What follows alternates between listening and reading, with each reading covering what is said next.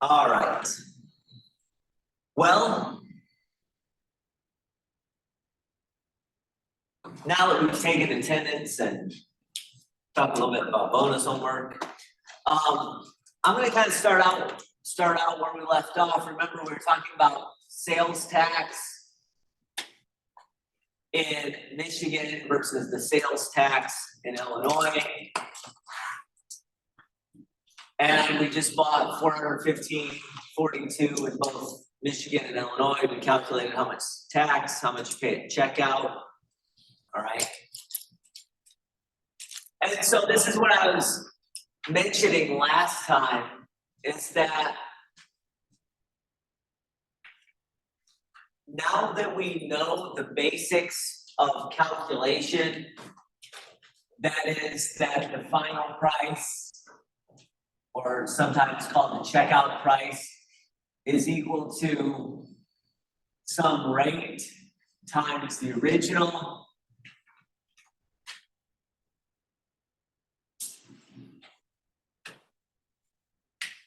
now I have an equation where I can find the final amount, or if I give you the final amount, you can find the original price. And then you can compare it between states and municipalities and all that kind of thing.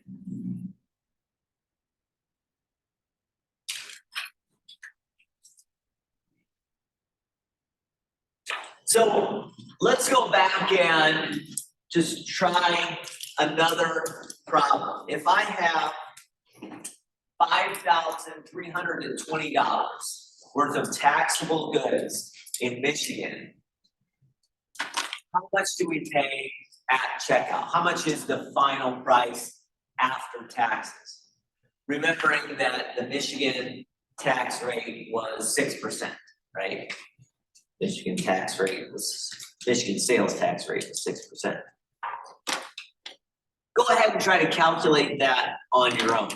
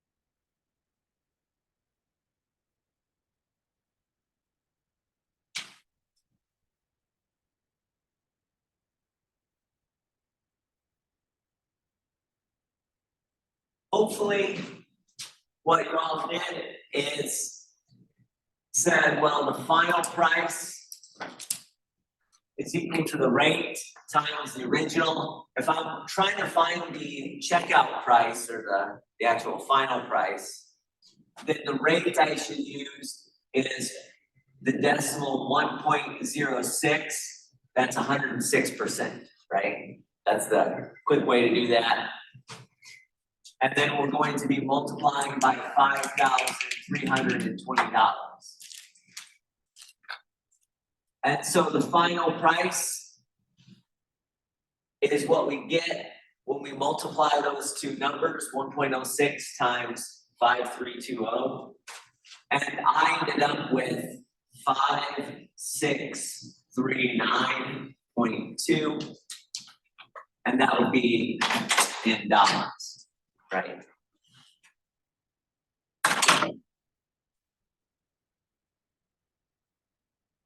That work? Fairly straightforward.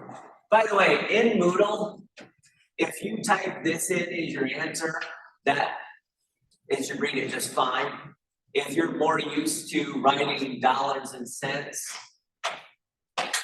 with a zero there, that's fine too, okay? It'll count both of them as being correct. Right, those are the same numbers. So as long as you type in the same number, it'll be correct. But I believe all the time in Moodle, I mentioned this last time, when your answer is a money amount, just round it to 2 decimal places. So when your answer is a money amount, round that to 2 decimal places.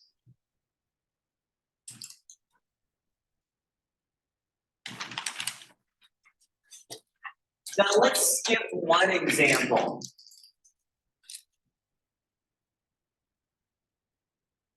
And go straight to example 5. So we'll skip example 4. Yeah, the printed out version of the notes. And we'll go to example 5. If we assume everything that I bought was taxable, if the final price was $560 in Michigan, how much was the original amount? So in this scenario, we're given the final price and asked to find the original price, or sometimes that original price is called the sticker price. You heard that phrase, sticker price versus checkout price.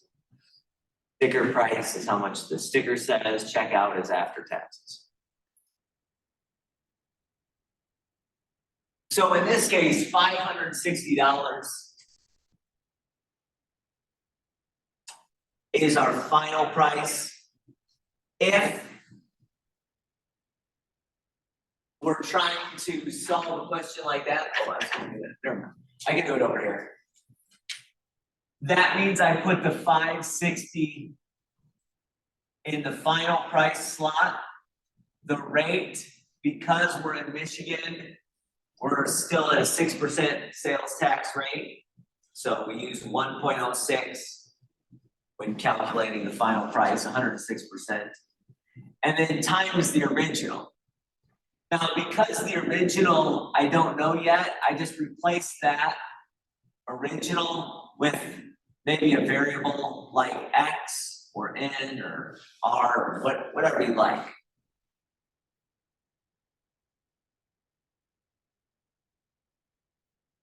And then hopefully we've all solved equations like this. Number equals number times variable.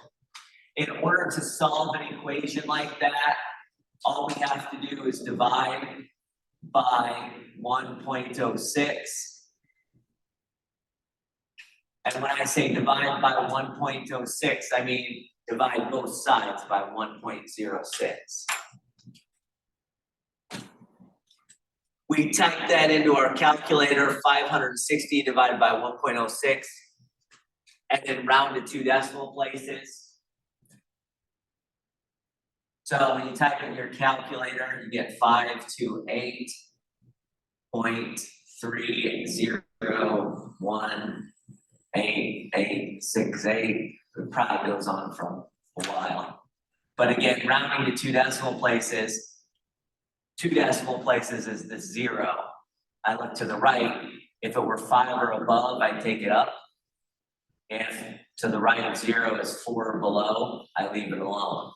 So since this is 4 or below, I leave the 0 alone. And that means $528.30 was the original price.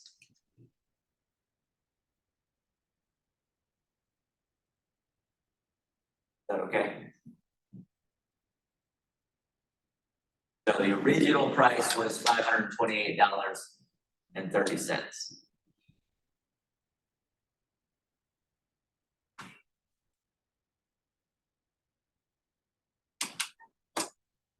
And that's the 2 types of problems, okay?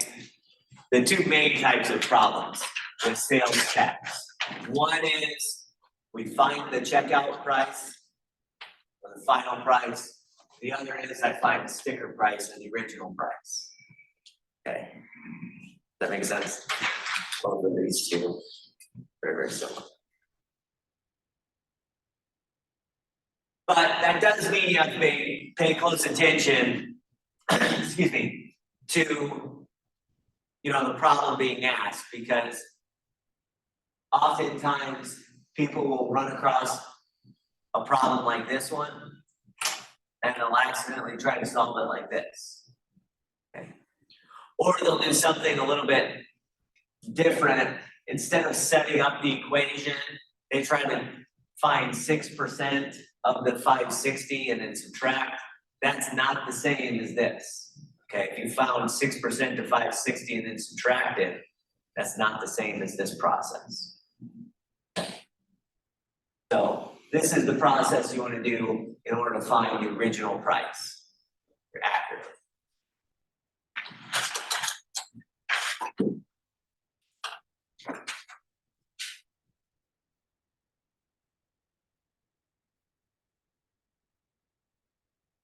I want you to try this one on your own.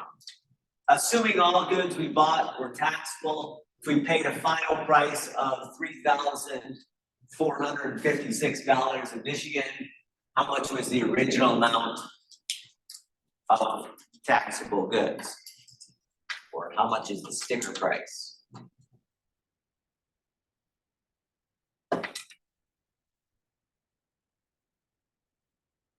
And make sure you round your answer to 2 decimal places.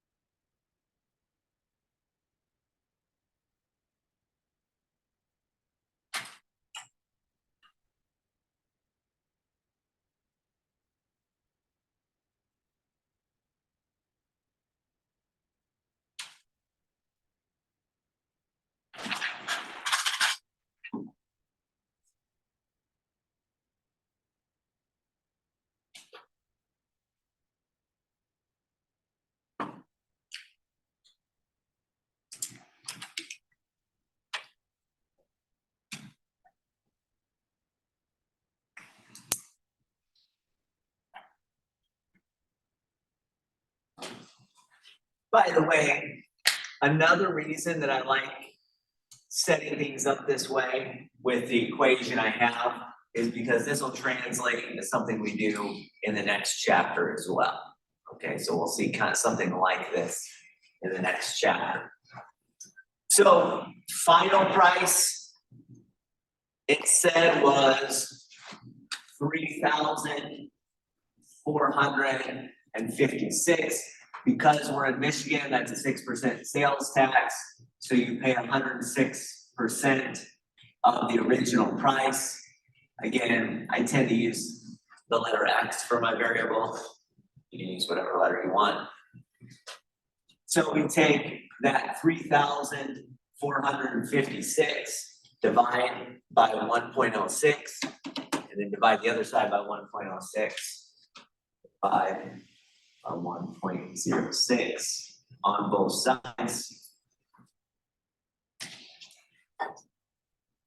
And when I round to 2 decimal places, well, let me write, a lot of times I don't write this step, okay? But I'm going to 3260.377,358 is what my calculator gave me. Again, remember we're looking at 2 decimal places. And therefore, to the right of this 7 is another 7. So that's going to round this 7 up to 0.38.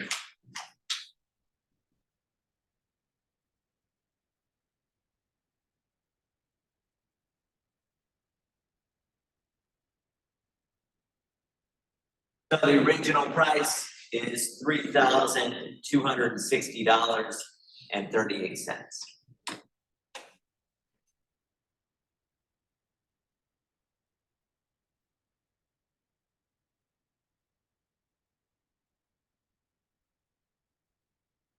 Right. Again, most people were getting that pretty well while we're going over this.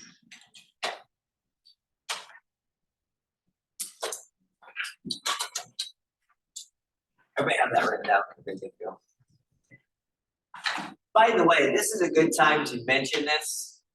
As you're writing notes, okay, a lot of times I put in extra steps that I may not put in if I were like taking a test.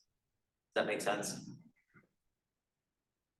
Remember, the goal of notes is not really to get the right answer. The goal of notes is to have something that you can reference back to see the process. And so the more steps you put into that process on paper, the easier it's going to be to reference back to it. Okay.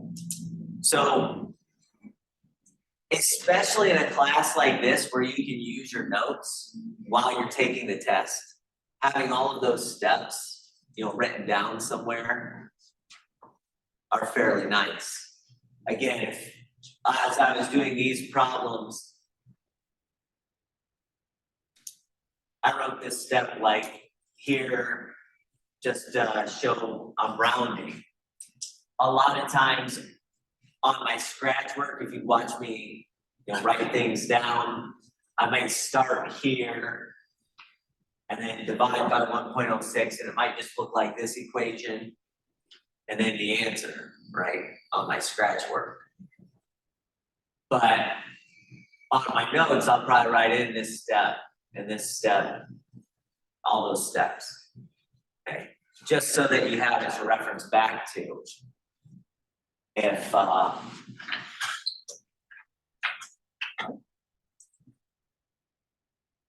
if you have that problem on a test, or if you have a similar problem on a test. All right. So next question is this one, doing a comparison where if we bought $4,000 worth of taxable goods in Michigan and then bought that same $4,000 worth of taxable goods in Illinois, how much would we have saved by living in Michigan rather than Illinois? We know Illinois has a higher sales tax rate, right? Remember what that was? Michigan was 6%. 8.73%. Yeah, 8.73 in Illinois. So let me write that down. Michigan sales tax rate is 6%. You'll have to use that one a lot, but again, you can write that down in your notes and reference that if you forget it. Illinois, 8.73 based on what we saw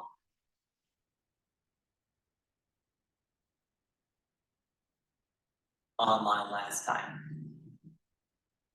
So how do you think we're going to do this? Well, the easiest way is just to figure out how much it'll cost total in Illinois, how much it'll cost total in Michigan, and then subtract them, right? So why don't you go ahead and try doing the comparison using that technique? Figure out how much it'll cost in Michigan.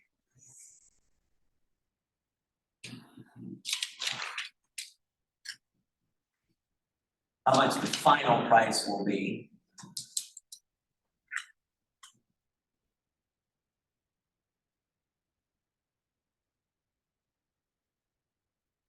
Then do that same calculation in Illinois.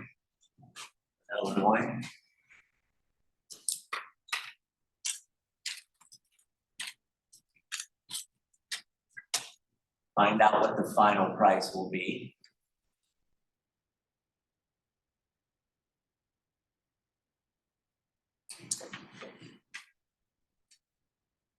and then subtract them and figure out what you save. The taxable goods are worth $4,000 in each.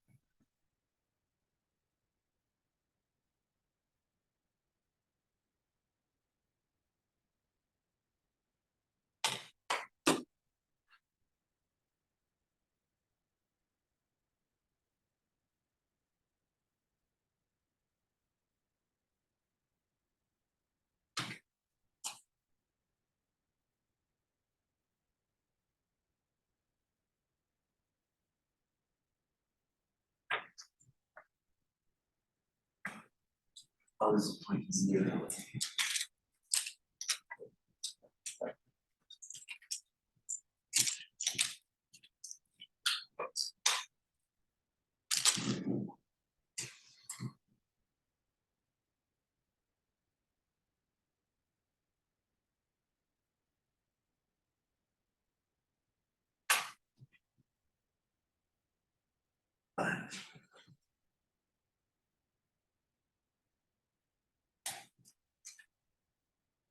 Oh, that's right, I don't like 260.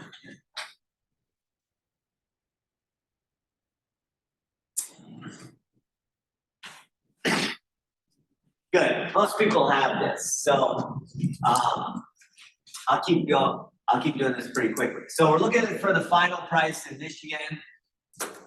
Final price is rate times original. I'm gonna use the rate of 1.06, so I'll use the checkout as the final. And then obviously the original, the taxable goods is 4,000. When you do that calculation, you should get 4,240. That would be $4,240 for the final price in Michigan. Okay. In Illinois, the rate is 8.73, so you have to write in 1.0873 times 4,000. Again, make sure you get the decimal place moved over 2 spots. That should be a 0 in front of the 8, between the decimal and the 8. And that gives you a final price of $4,349.20. So the money saved is just the difference between these two values.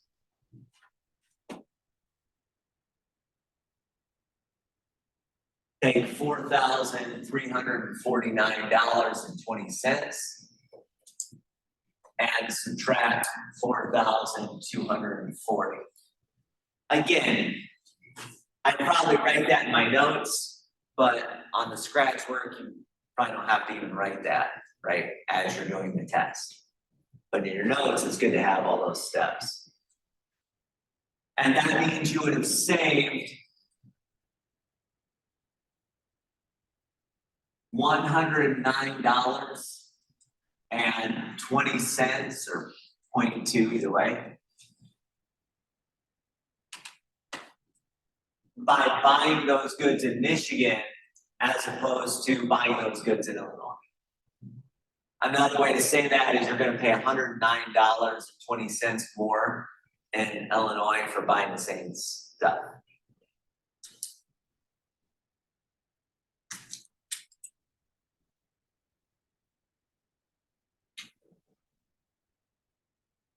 By the way, if you lived, I guess it doesn't. If you lived very close, you know, between Michigan and Illinois, obviously Indiana's between it, but if you're driving. But if you lived really close and you had to choose between Michigan and Illinois and you're buying these goods for $4,000, what state do you think you'd buy your goods in? Michigan, right? As opposed to Illinois.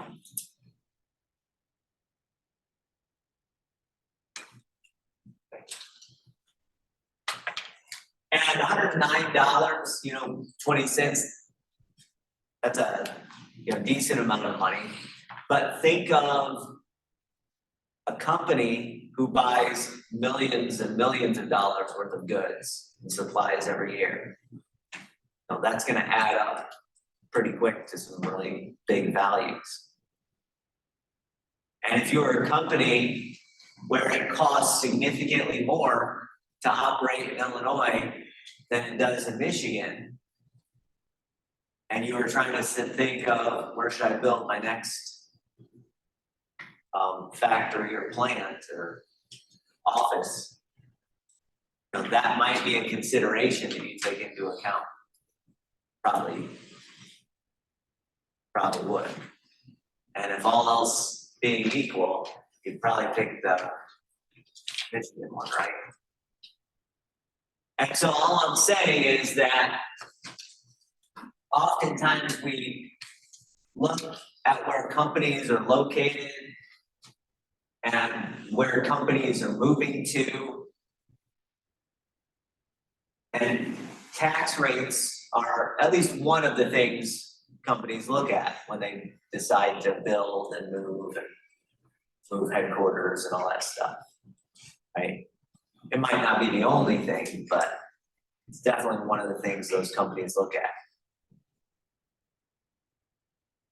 Illinois has a high tax rate, as we see. They also have pretty high income tax rates, and they have some high other tax rates. They're kind of high tax rate across the board, especially for the Midwest.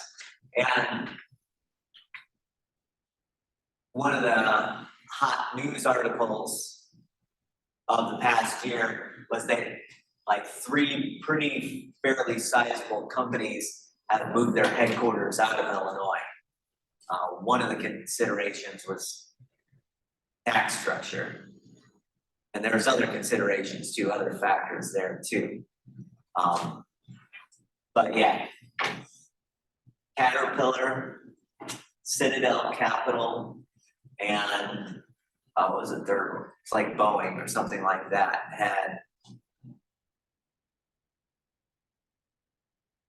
had big, their office people. They said, I think we'll move them to other places. Okay. Part of that consideration is tax rates.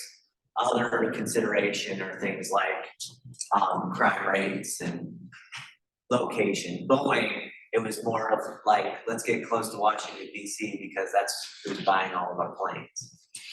So that was another one. So it's not always taxes, but taxes are one factor.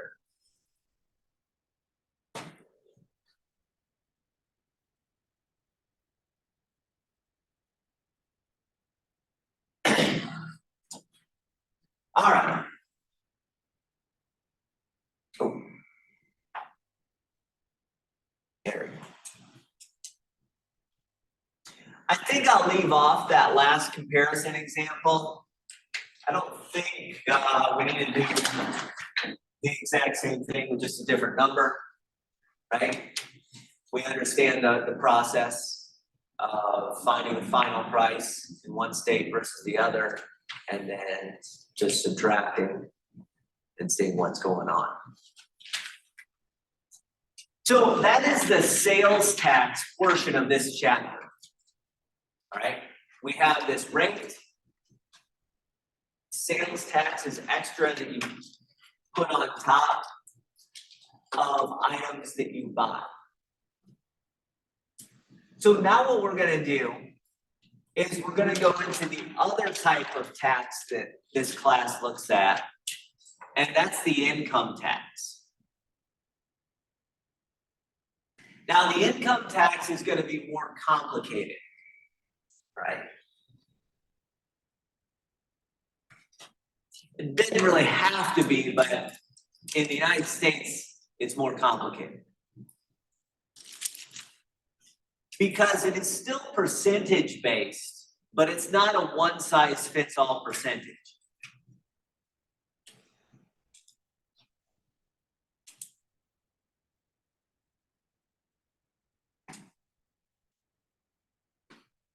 So with the sales tax, if you buy $4,000 worth of taxable goods or $40 worth of taxable goods, it's the same percentage,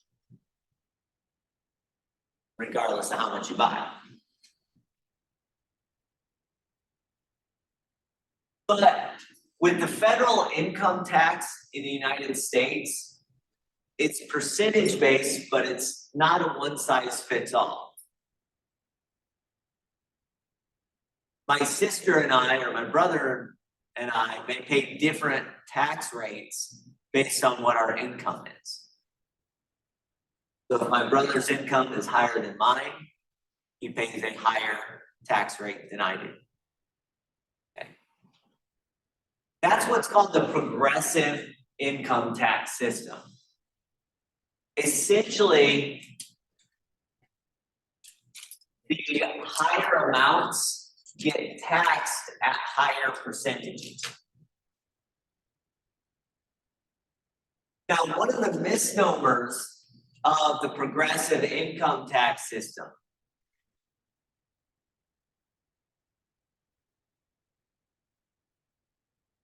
is that all of your income gets taxed at the new higher percentages. In the United States, we have a progressive tax system. So the higher amounts that you earn get taxed at a higher percentage. But it's a stepwise progressive income tax, which means when you look at these percentages are only going to be applied to the higher portions of your income. So Warren Buffett is one of the richest guys in America. He's an investor. The first $10,000 he makes gets taxed at the exact same rate that my first $10,000 gets taxed at. And that's the same rate that somebody in wherever their first 10,000 gets taxed at. So everybody's first 10,000 gets taxed at the same rate. And then after that 10,000, the next chunk gets taxed at the same rate. And then the next chunk gets taxed at the same rate. That makes sense? And then as those next chunks keep adding and adding and adding, they get higher percentages.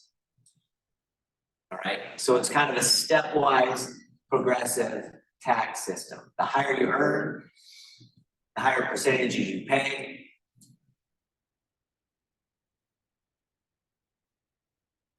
But it's stepwise, it's stepping up each time. Okay. Now there's a lot of complexities to the federal income tax system. And we're going to go through a lot of them in this class. We're not going to dive too much into the weeds of legal matters. We're going to more focus on the numerical values. Okay. So the federal income tax system in the United States is fairly complex because there's a number of different ways we can file, and therefore there's a number of different tax brackets. We have a number of different tax brackets, and we have different ways we can file. Also, most of us have jobs that pay a paycheck.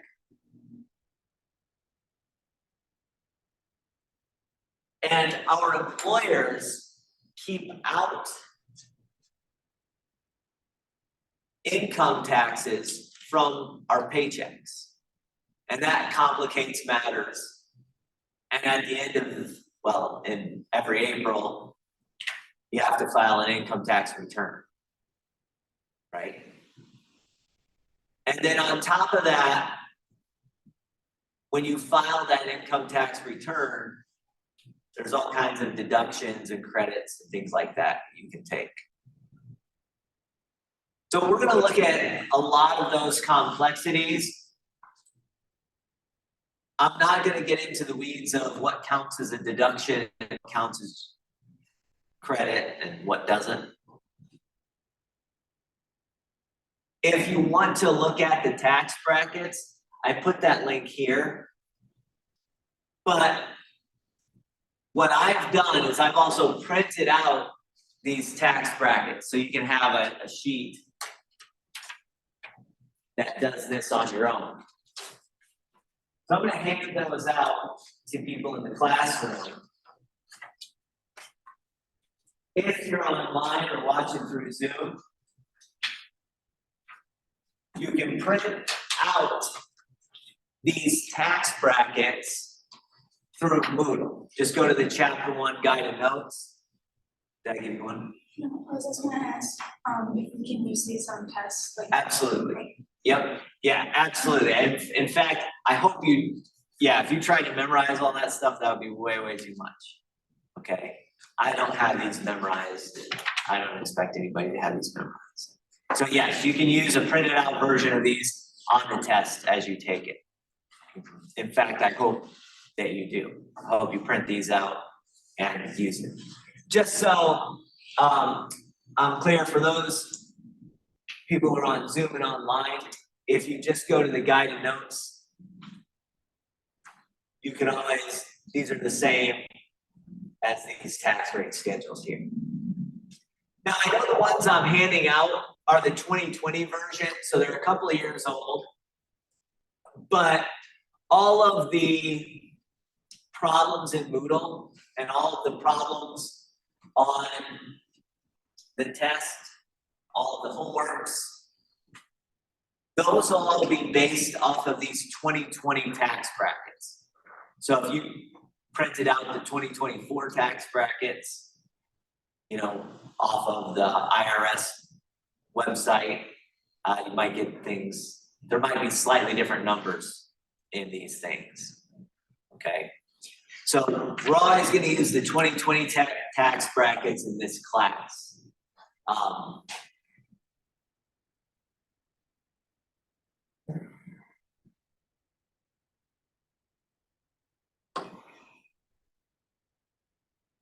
So let me talk briefly about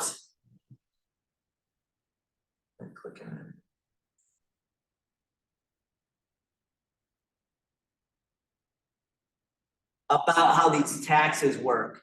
And I want to focus on the unmarried individuals tax brackets. So this is basically the tax brackets if you're filing as a single individual.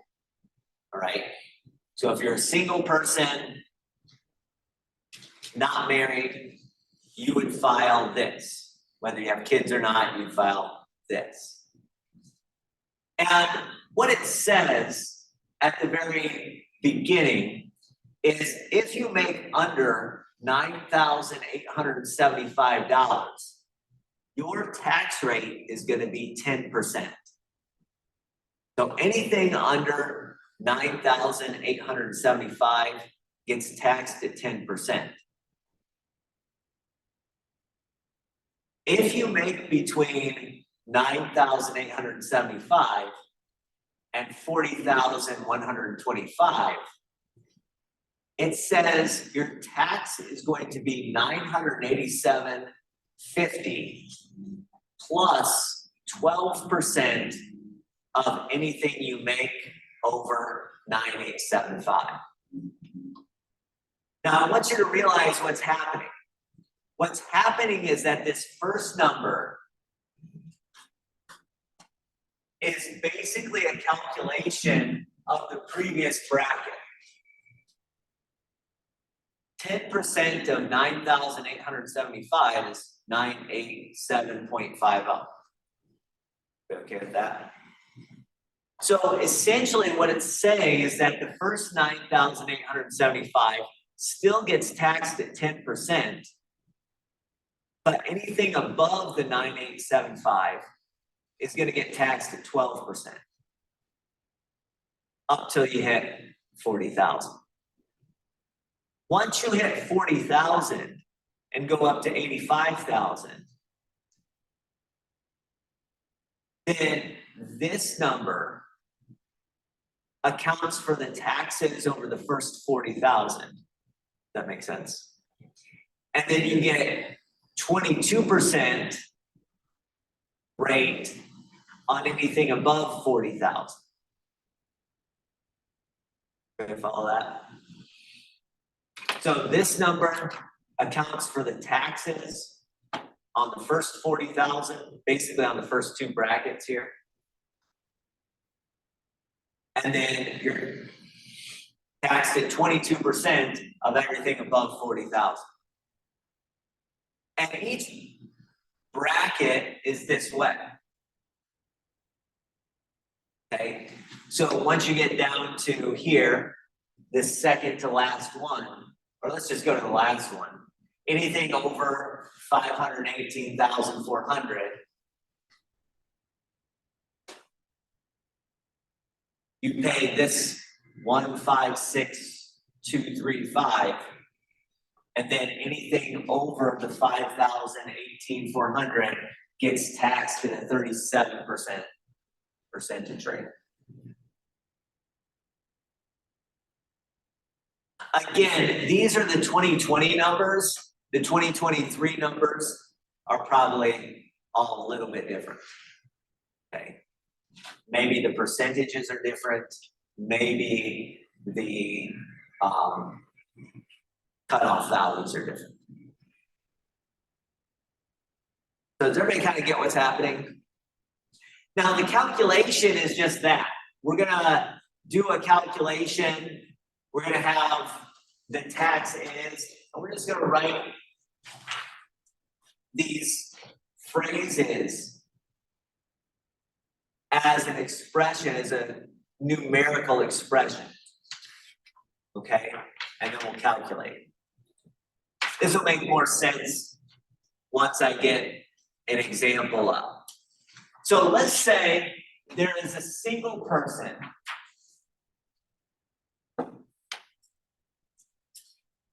whose income is 50,000. Now, we're not going to put anything fancy into this. We're going to assume that there's no deductions, no credits. We're just going to do the basic calculation based off of our table right now. So through the basic calculation of what's on our table, how much income tax would they owe?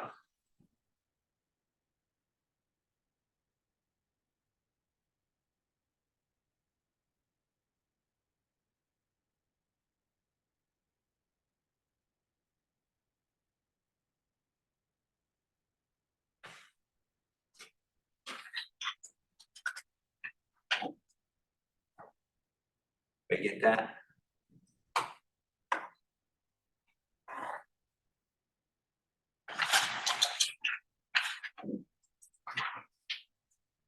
Now, here's what I do. I go back to my single people's table, which is also unmarried, right? Unmarried and single synonymous. So if it ever says single person, we're looking at the unmarried individuals.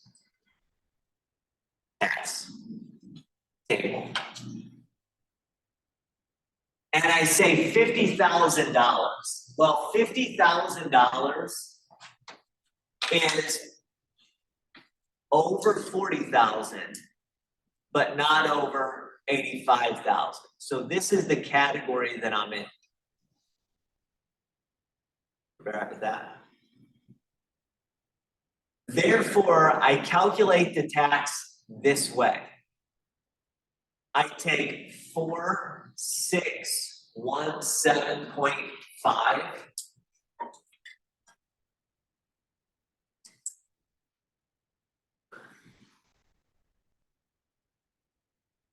plus 22% of the excess over 40,125. Now, when I write that 22% into my expression, I'm going to make that a decimal 0.22. Okay, so I'm going to say the tax is $4,617.50 plus 22% of the excess over 40,125.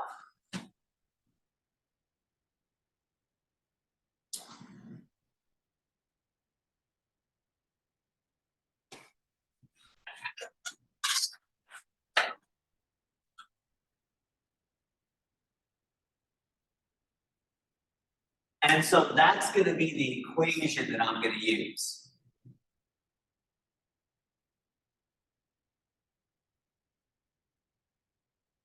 So if I can figure out what the excess over 4125 is, then I can just plug this into my calculator and it'll give me how much tax I owe. That makes sense, sir? So let's talk about the excess over 4125, because this is going to be calculated the same way each time, although it'll be a different number depending on the bracket, depending on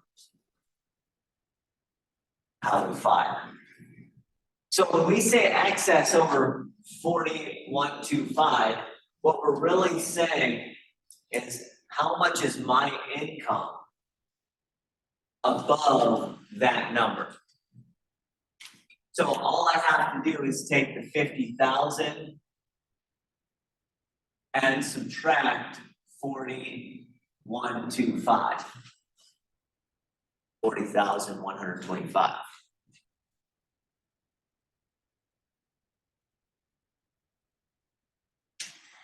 That is 9,875. Is that right? 9,875. And what that represents is that there are $9,875 between above 4125. Your income or my income or whoever's income this is $9,875 above this cutoff value. And so that $9,875 is going to get taxed at 22%. At the previous 40,125 yielded the tax of that much. Is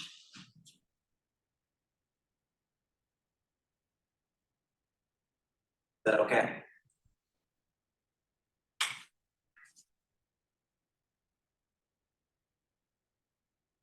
I can just type in this expression into my calculator.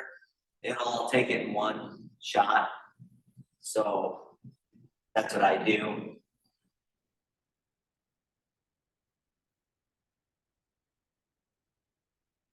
And we figured that the tax that this person is going to owe is about 6,790. That's considering, no deductions, no credits, anything like that.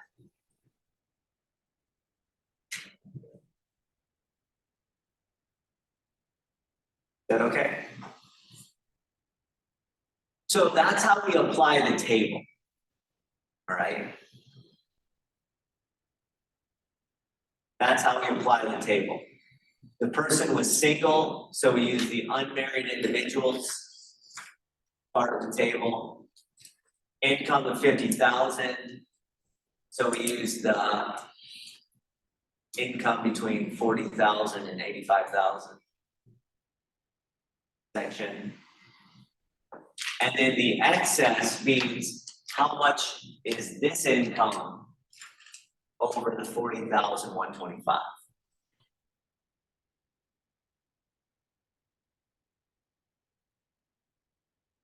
All right.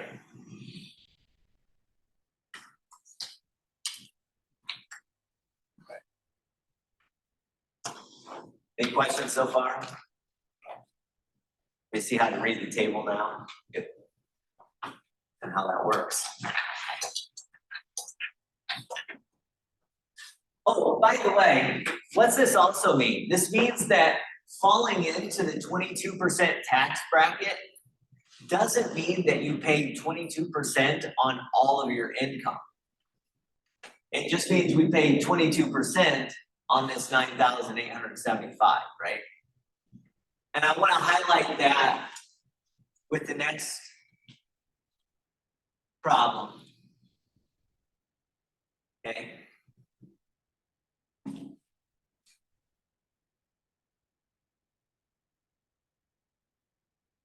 So the next two problems say, what is the actual amount that we're going to bring home?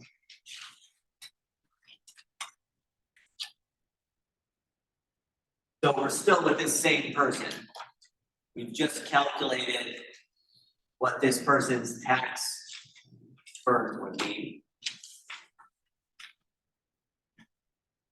But what's the actual amount that they would bring home? And then what's the percentage of taxes? What's the percentage of their income that they pay in taxes? They get that? What I'm asking for there?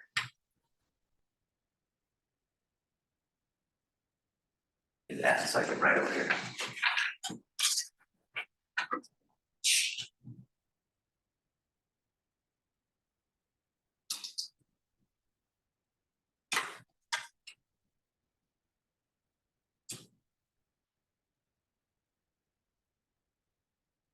So this person brings home. How am I gonna find how much this person brings home? You guys know what I mean by bring home? I mean, what's your income after taxes? So you take your income, 50,000, and then subtract off your taxes.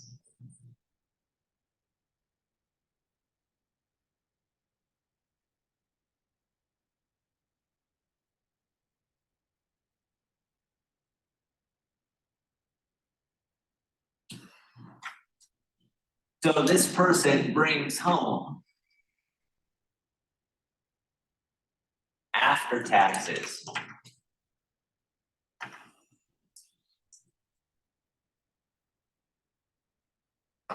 $43,210.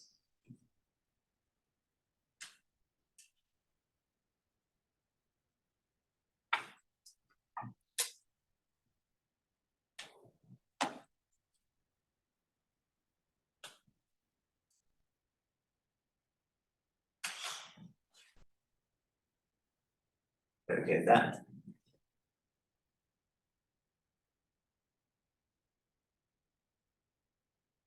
And then if you look and you say, well, what is the percentage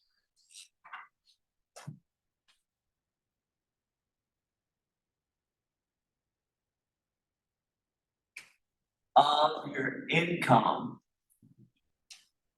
that's paid to taxes? if I'm looking for the percentage rate, I can just take the amount of taxes.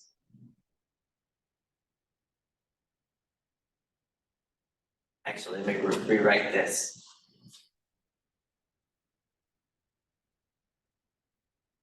And divide by the income. So I can take my 6790 divided by my income of 50,000. Right? It's a quick calculation, but it's a nice calculation to do.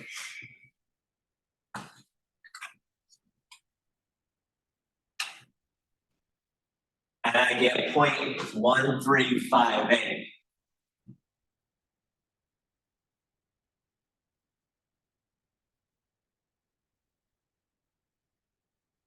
So that means 13.58% of the income went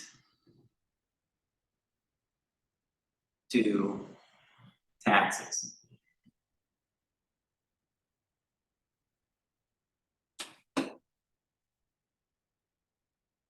So if it ever asks you what percentage of the income was paid in taxes, we just take the taxes divided by the income.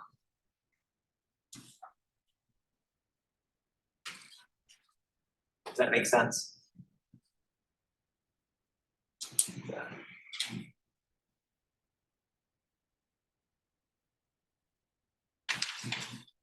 Now again, when we look at this, and when we talk about this, we often will say that this person is in the 22% tax bracket. Okay? That doesn't necessarily mean that 22% of their income went to taxes. Like in this example, 13.58% of the income went to taxes. Okay. So you see the distinction there? A 22% tax bracket, in this case, translated to 13.58% of the income going to taxes. Now, as you get into higher and higher tax brackets, not only is this percentage going to rise, but as you get higher and higher incomes, this percentage also is going to rise. Okay. You can imagine if you made $80,000, you're still in the 22% tax bracket, but more of your income is going to be taxed at 22%. So this number is going to be a lot higher. Everybody get that?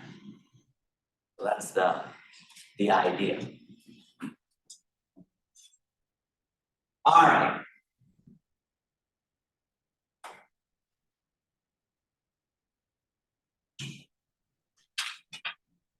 Hit the wrong buttons here. There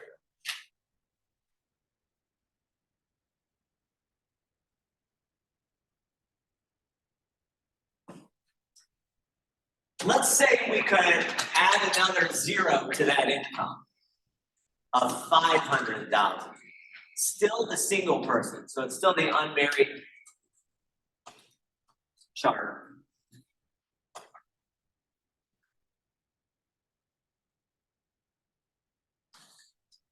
What would their income tax be? Or what would this person's income tax be if the individual made $500,000?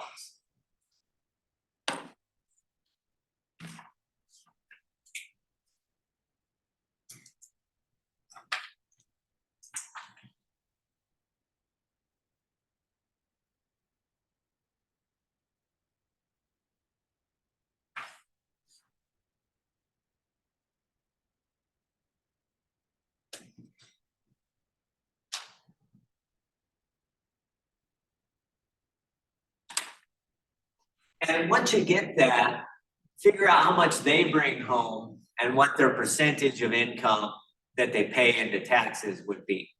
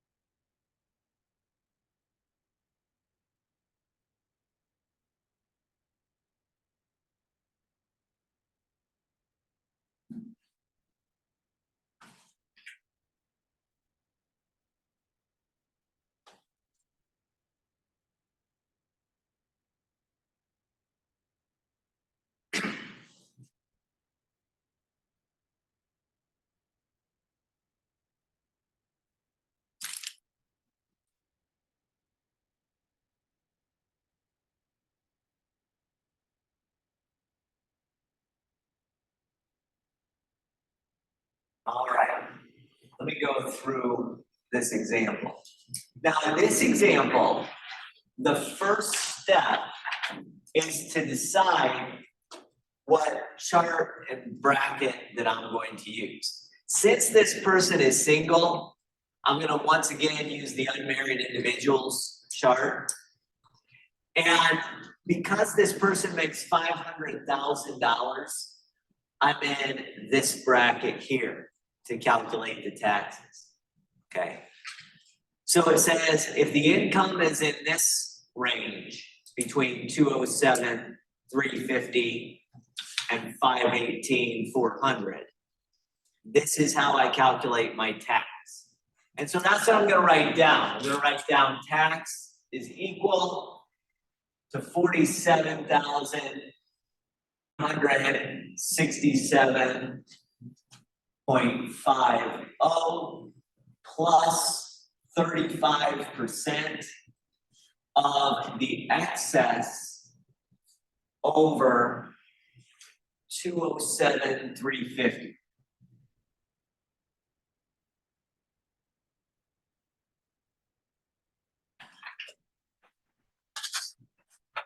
Now, I know last time on the board,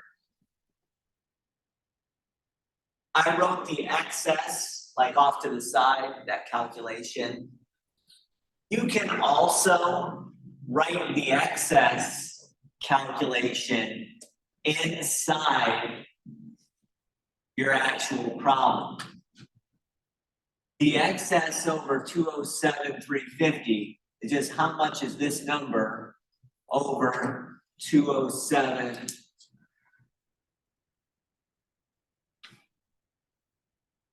350.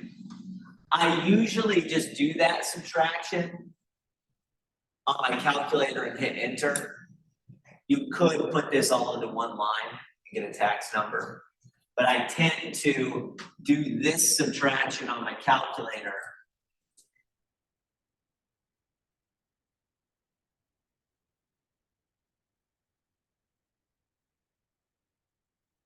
That was 292,650.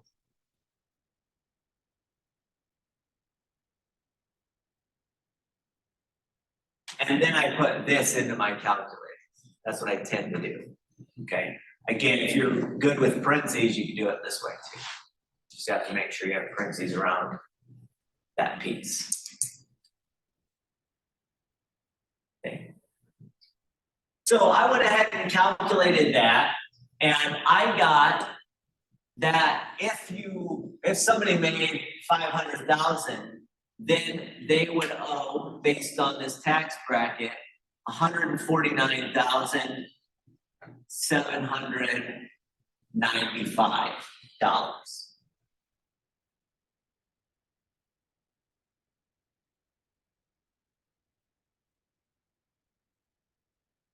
So what everybody else got? That's how much tax the person would owe.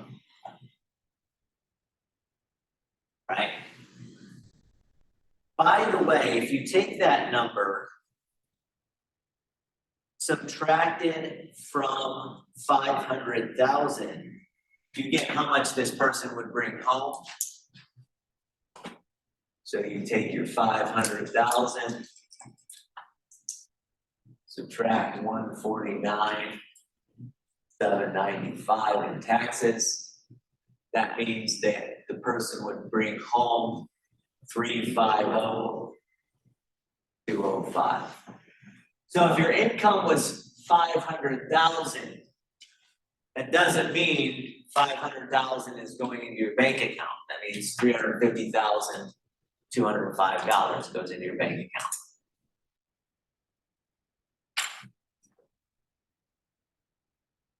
And then if you wanted to find the percent of income paid to taxes, again, the rate is always going to be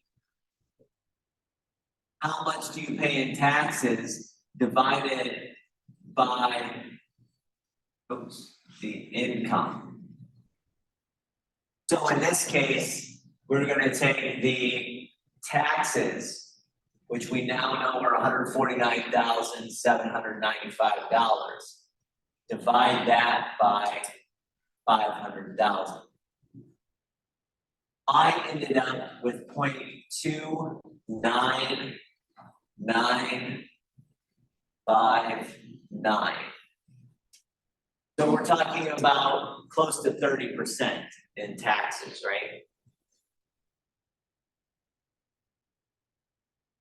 So 29 9.959% of the income goes to taxes.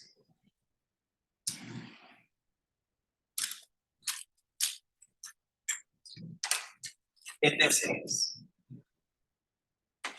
Does that work? Could you just say 30% or does not? Yeah, that's a good point. If you had this question on Moodle, they'd probably say round to 2 decimal places.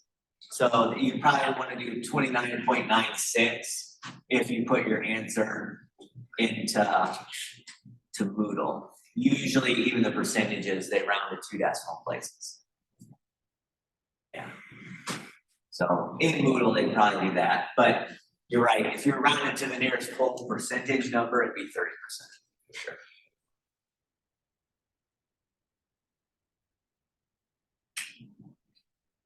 Notice again that the person who bring it, the single person, both of the last 2 examples were single people. One ended up in the 35% bracket, the other ended up in the 22% tax bracket. This person ended up paying almost 30% of their income to taxes. This previous example, person paid about 13.5% of their income to taxes.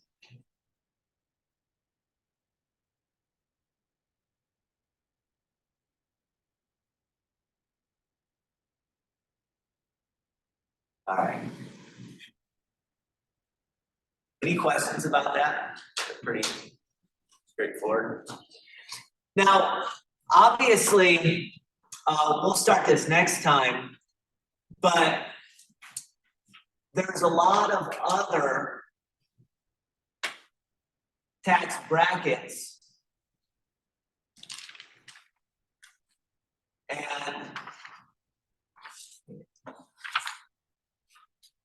that we can use, right? So you see on this paper that I handed out, there's obviously the unmarried individuals here at the top. And then there's married individuals that file jointly. That's right underneath of it. So this table down here gives you the married individuals table who file jointly. And then there's also married individuals who can file separately.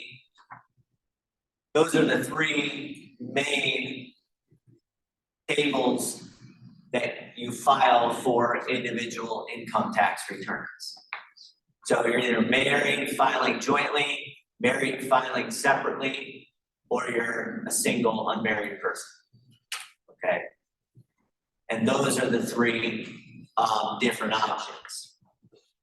And we'll do some examples of those other 2 options. Obviously today we just did all single. Next time we'll do examples of those other 2 options. Okay, it works the exact same way, just with different numbers. Okay, and I'll point out some of the things that go on with those different numbers. Does that work? All right then, I will see you all next week.